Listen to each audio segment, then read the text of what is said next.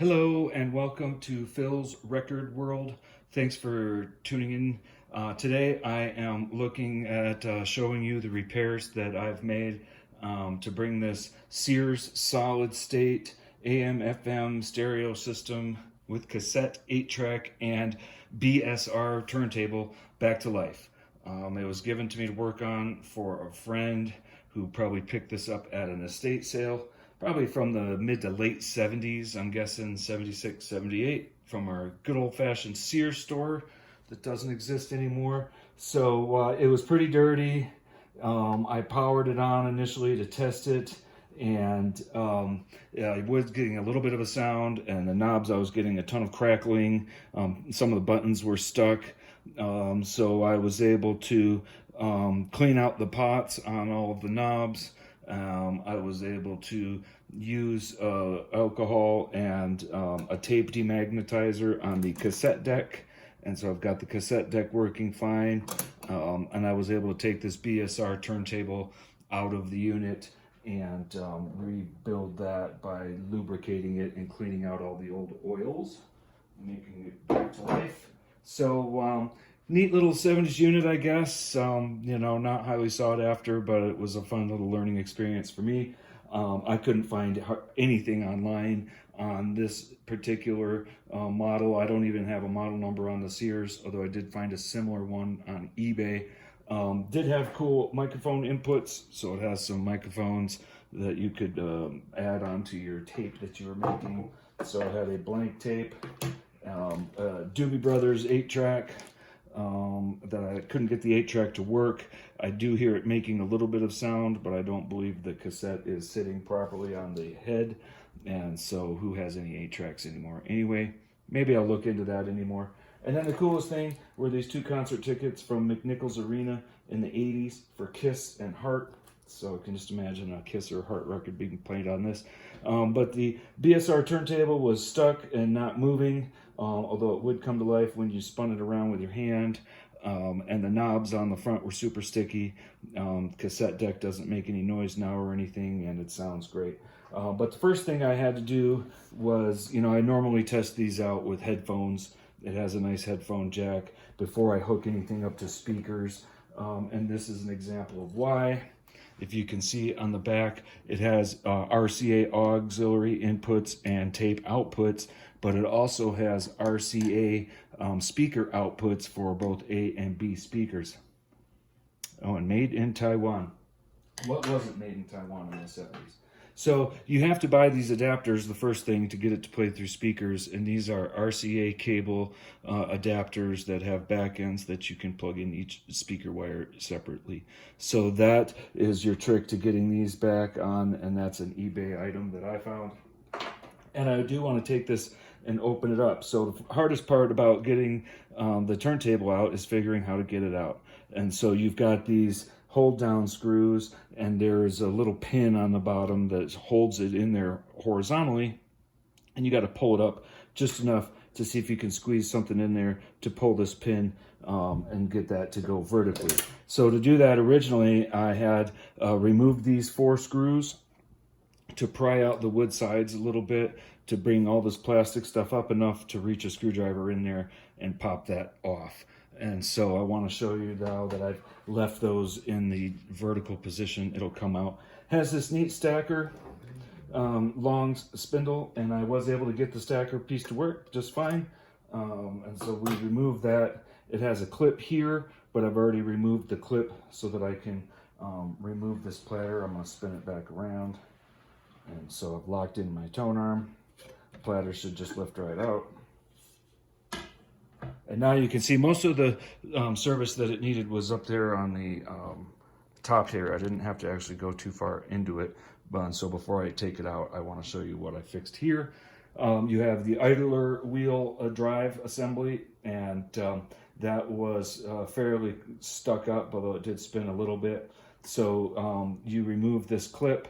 It has 2 washers on either side of the wheel, and you're able to pull that out, clean it with some rubbing alcohol and some Q-tip, and then apply some 3-in-1 oil. So I use a Zoom oil spout, like for RC cars, and that gives me a little bit of a long reach on that. So I was able to clean that, re-oiled it with 3-in-1 oil, put this clip back on. I like the spring, it has engaging it, keeps it right in the right spot. Also added some lubrication just onto this little lever that it sits on. So then you can see the platter bearings here. They were all gummed up, and you could see it was all just junk and hardened brown glue. So to get these bearings off, you have to remove this, which is the automatic play rotational track that will bring the tone arm back and forth. So to take that off, you have to take it off to get these bearings out. And just remove this clip, and this was all gummed up. So now you can see that it spins nice and freely. So by removing the clip, and I had to really pull it hard to get it off of there. So then clean that again with a Q-tip and a lot of rubbing alcohol liberally, and then add a bunch of oil. Now while you're underneath, you have to be conscious of where this is sitting in relation to that, because there is that little tab there on the bottom that runs through this track, and that sends your tone arm back and forth. So you have to put this track back in with that little nubs in the right spot again. And while this is out, you clean the underneath of that in the groove with Q-tip, and then I apply just some automotive bearing grease from the automotive department.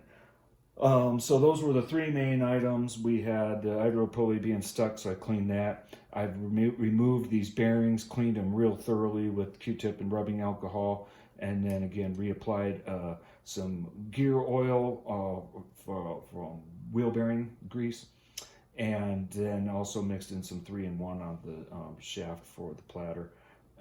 And then same with that one. But I also wanted to show you that what I use for the idler wheel is this rubber renew that I got on Amazon. So just a Q-tip of that and put it around this idler wheel, and that brought it right back to life.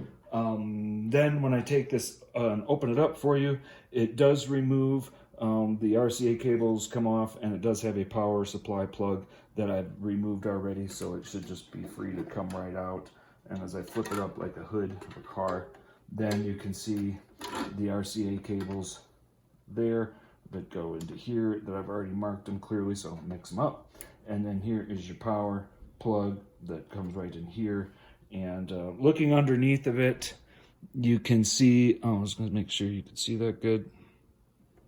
I'm going to zoom back out a minute so I can show you that if I haven't zoomed you in too far.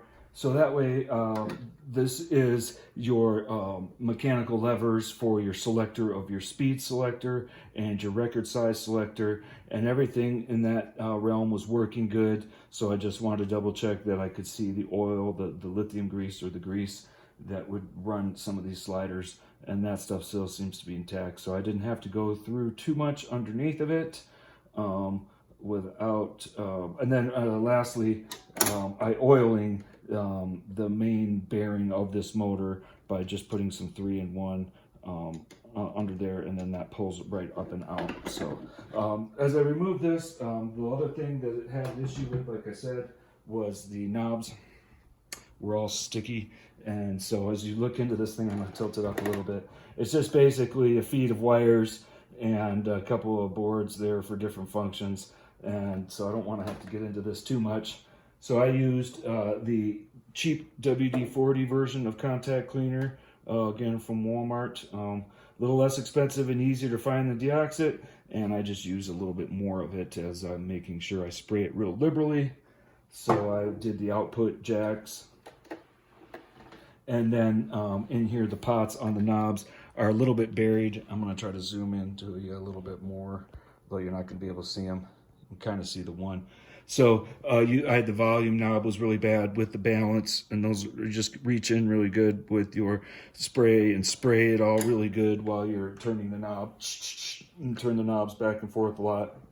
And then I let it dry out and air out, and then I went back and did it again just to make sure I got everything out of there. And so what I was getting, all the buttons on the front, again, when I spin it around, there's loudness, speaker selectors, filters, muting, pause. These are the 8-track buttons, and all these knobs. and so I was able to get everything cleaned out pretty good. It powers on and works good.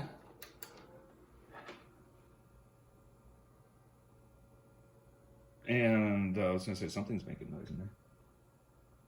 But, because I don't have the record player, nothing hooked up. So if it had a light on this, I don't see it, and I'm not going to worry about it. But everything else seems to work really good. And like I said, I just couldn't find any information on these. And while I'm looking at it, I don't see a model number at all. Yes, here it is. It's 1961XX. Maybe there's a little bit more than that. But anyway, pretty straightforward BSR turntable. The Sears thing, if it was a little bit farther off, I would have probably left it for junk.